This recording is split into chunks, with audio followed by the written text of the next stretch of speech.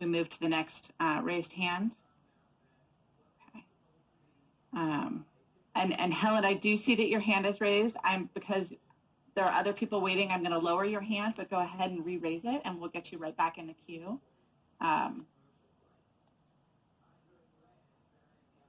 Okay.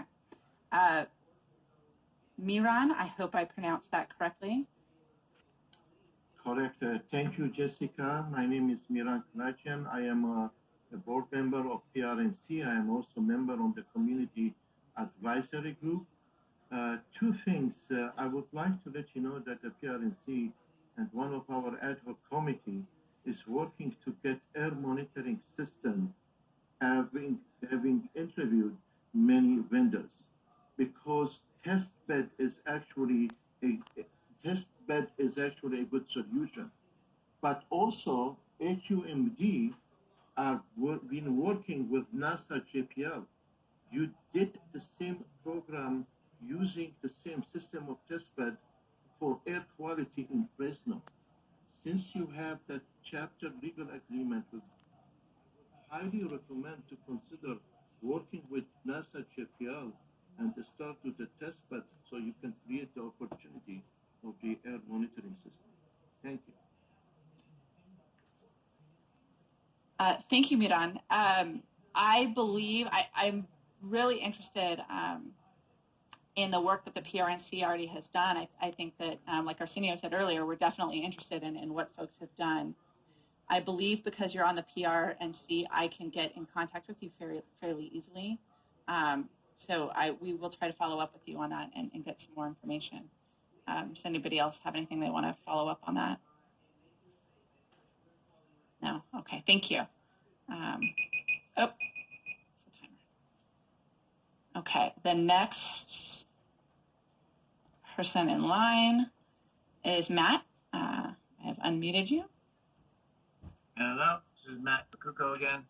So I want to start this with saying that I think it's well known in the community, it's been said by, I believe, AQMD and others, that mercaptan, the odorant that's added to the gas, can be smelled and affect people in a much lower level than the measure and the devices can actually detect it. So that brings me to our concern over here that we hear so many times from the health department and from AQMD that they can't find elevated levels of various things that they're trying to detect. Yet in the community, we smell them all the time. We have all sorts of symptoms that go along with them. So those chemicals are here.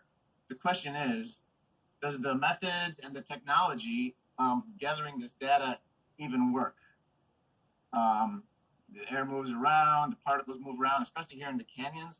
You know, this would also explain why some people at the same time of day, a bunch of people can smell it, and a few blocks over, people can't smell it.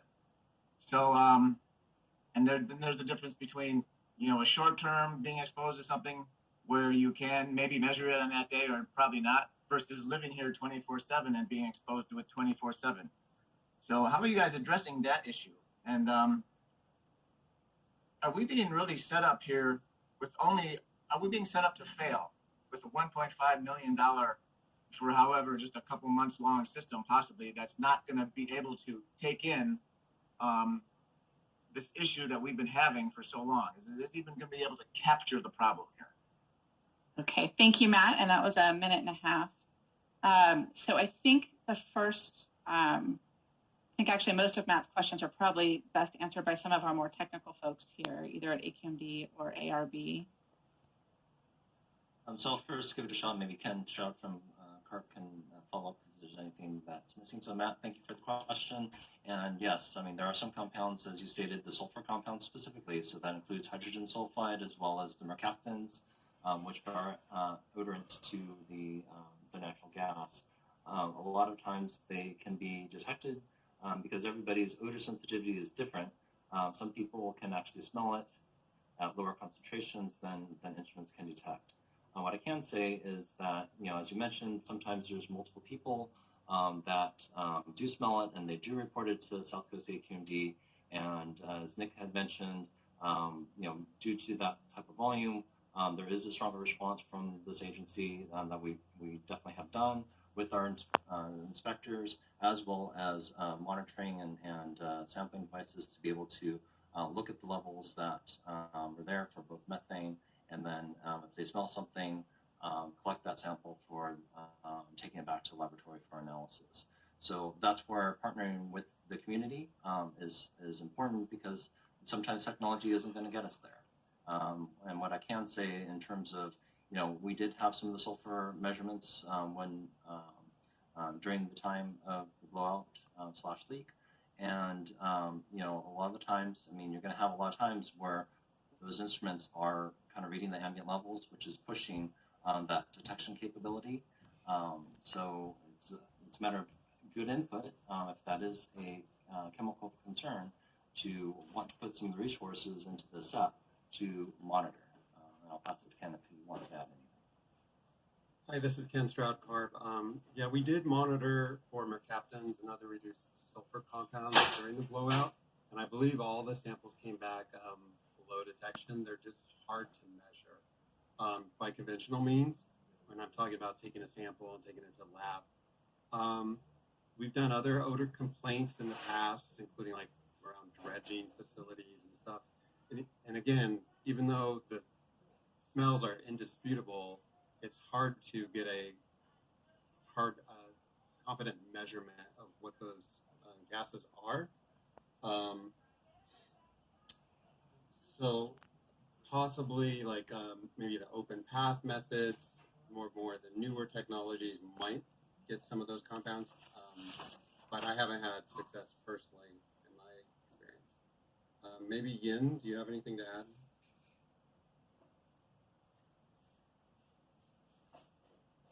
No, but I actually like Jason's earlier response was that, because there are technology limitations in measuring sulfur, but we can measure methane much better.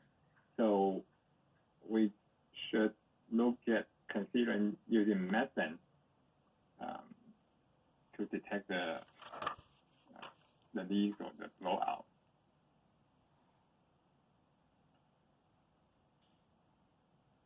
Thank you. Appreciate it.